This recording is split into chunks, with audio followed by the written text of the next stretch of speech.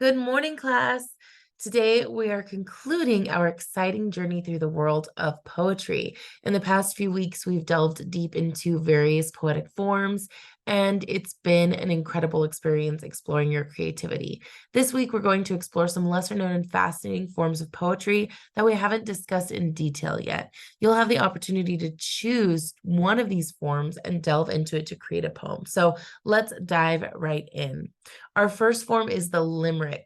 Limericks are known for their humor and nonsensical nature. They have a distinct rhyme and meter pattern with 5 lines, which are rhyme schemed AABBA. It's a delightful way to showcase your wit and wordplay. And when I was in 8th grade, I learned about limericks, and I still remember um, the limerick that I wrote with my friend. So I'm going to share that with you. There was a really silly boy in my class. We'll call him Jeff McKinney. And Jeff was just a class clown. He was really, really funny. And he was from Tennessee. And he always used to wear purple shorts to school, and he loved his purple shorts. And so we wrote a limerick about him, and it went like this. I still remember it even now, which it's been years and years and years. But it was, there once was a boy from Tennessee who always yelled, "Yee-haw, yee."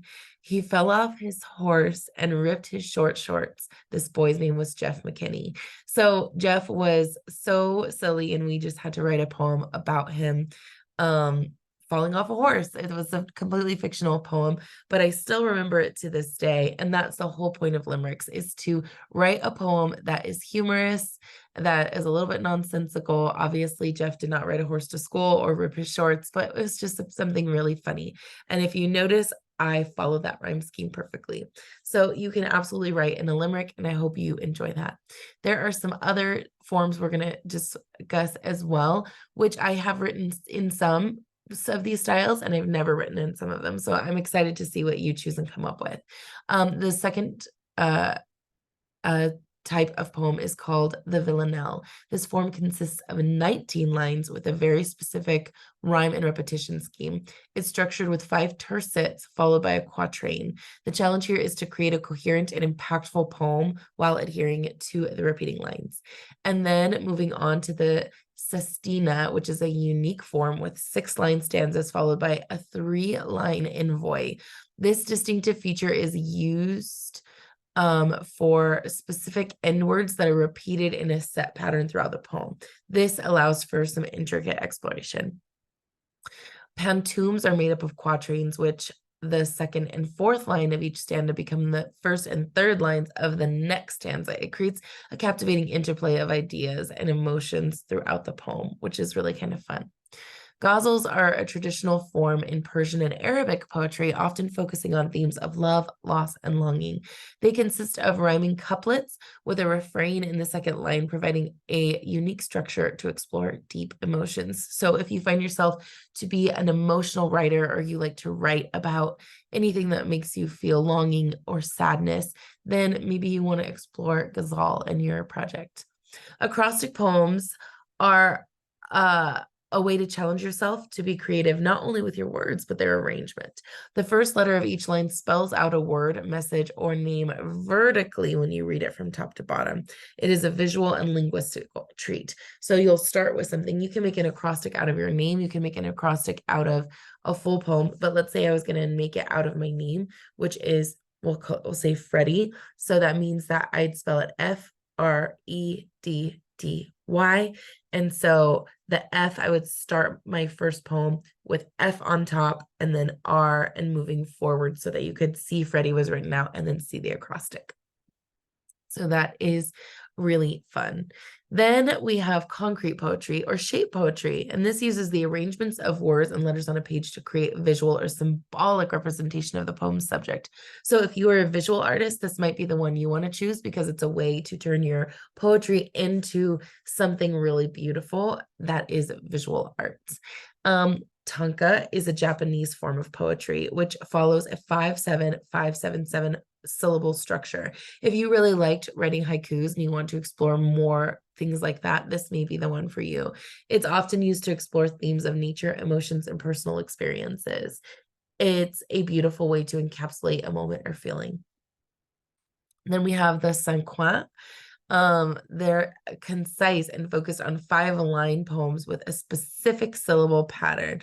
They allow you to convey a lot in a limited space. So again, if you really liked the constraints of writing in a haiku, you may want to choose the cinquante. Odes. Odes are lyrical poems that often celebrate or praise a particular person, object, or concept. So if you maybe love your dog very much, you could write an ode to your dog. You could write an ode to your mom. You could write an ode is just a celebration of something specifically. So if you really love something, you can also love a concept. One of the most famous musical compositions is called Ode to Joy, and it's all about just celebrating joy. So there are lots of ways to write odes. If you have somebody or something that you absolutely love, then you should definitely check out the form of an ode. Then next we have the VLA. The VLA is a medieval French form with a specific rhyme scheme and musical quality. It's often used to explore themes of courtly love and emotions. So this is really fun if you are an old soul and you want to write some beautiful medieval things inspired by French medieval courtly love. Then we have terza rima, which is a structured form used in longer poems like Dante's Divine Comedy, and it consists of tercets with a specific rhyme scheme: ABA, BCB, CDC, etc. So if you want to create a long story that has a rhyme scheme, then definitely check out the terza. Then we have the Sapphic stanza. This is named after the Greek poet Sappho. The Sappho was also a goddess of music. So if you have read my biography, you know that my choir is called Sapphonia, and that's based off of the Greek goddess of music, which is so cool. So this is a really great one, and I definitely need to try writing in this style. So it consists of 3 lines of 11 syllables, followed by a shorter 4th line of 5 syllables. It is a beautiful form for personal or reflective poetry. And then, of course, we have blank verse. Blank verse is unrhymed poetry with a consistent meter, often iambic pentameter.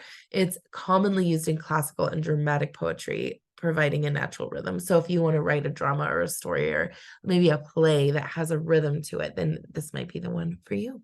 And then there is a very cool one called found poetry. This is a creative form that involves taking existing texts from various sources and rearranging it to create new poetic work. So you can do this by cutting up old magazines or books. You can do this by finding some things on the street that have letters and putting them together, and you're going to create poetry out of found objects. So if you like to collect things, or you like to do what are those called?